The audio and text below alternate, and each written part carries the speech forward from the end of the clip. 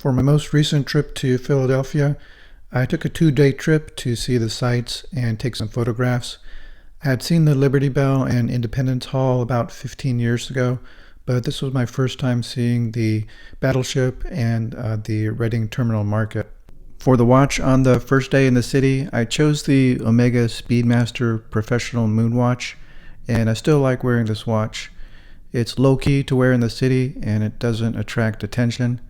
The size is large at 42 millimeters, but it's not as thick or as heavy as some other Rolex. And for sports watches, I like to have them large. The dial is extremely legible, and that's a little bit counterintuitive given all the subdials, but reading the actual time is very easy at a glance. For the bracelet, the build quality and comfort and durability don't come anywhere close to the bracelets from Rolex, either the Jubilee or the Oyster bracelet.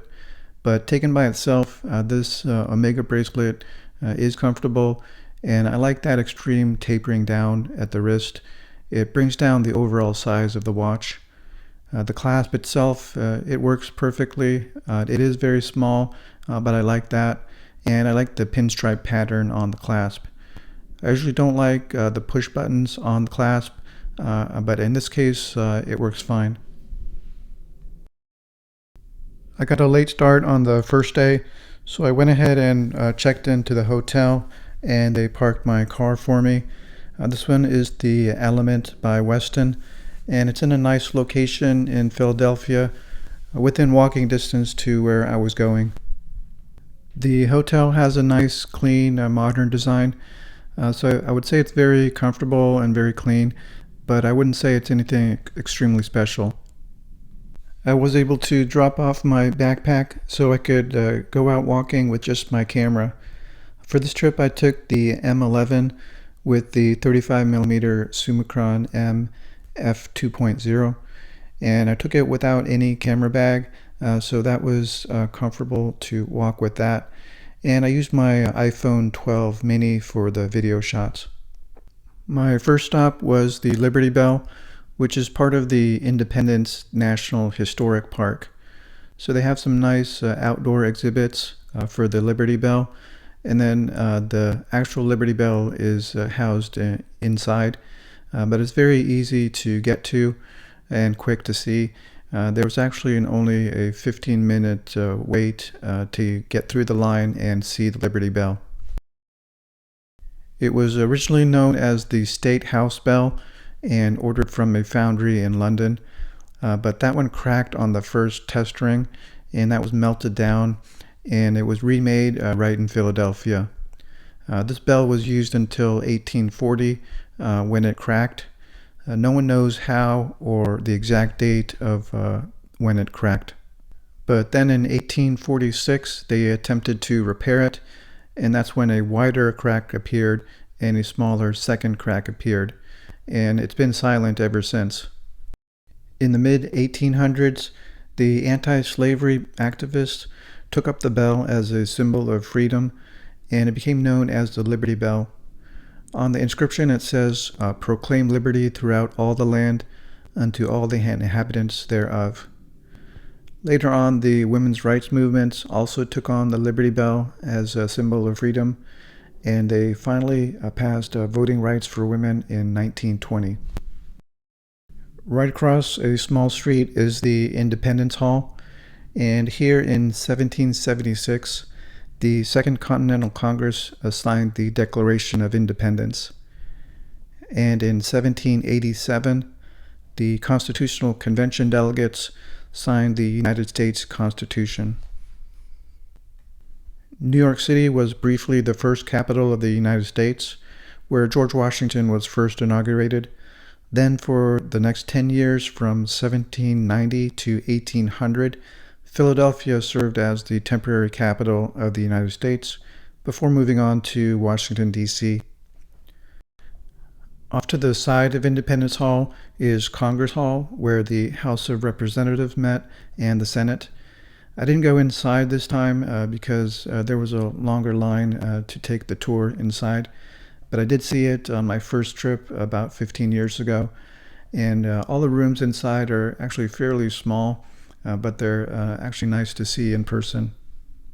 The next day, after checking out of the hotel, I went to see the Battleship Museum, USS New Jersey, and you can see the full tour of that on my other video. For this day, I took my Rolex GMT Master 2 Pepsi. I can't say much more about this watch. It's an amazing watch, and it's a pleasure to wear every time I put it on. It's one of my favorite, and it's in my top 3 in my collection. I wore this on the second day walking around the battleship and walking around the streets of Philadelphia. I didn't feel self-conscious about it, and I didn't feel worried about wearing it on my wrist. I think Philadelphia is overall a pretty safe city. I did notice that there are a lot more homeless people sitting on the streets or sleeping on the streets, especially compared to New York City.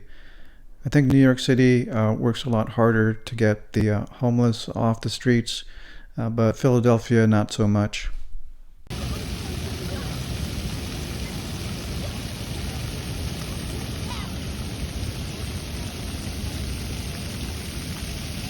My next stop is Philadelphia City Hall, and this is the seat of government for Philadelphia. It houses the city council and the offices of the mayor, and it's also a courthouse. It's made of brick, white marble, and limestone, and it was completed in 1894. It remains the world's largest freestanding masonry building. On top of City Hall is a 37-foot tall statue of William Penn, the founder of Philadelphia.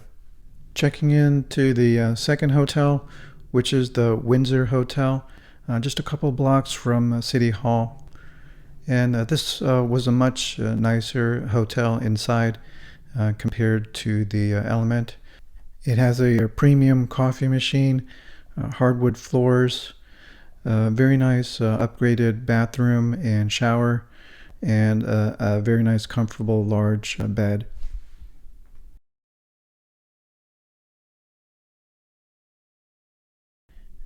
I've noticed in the last 15 to 20 years that hotels in general have gotten much better in quality and luxury, especially the bathrooms. They've gotten much bigger, and the fixtures and the marble countertops have become much more luxurious.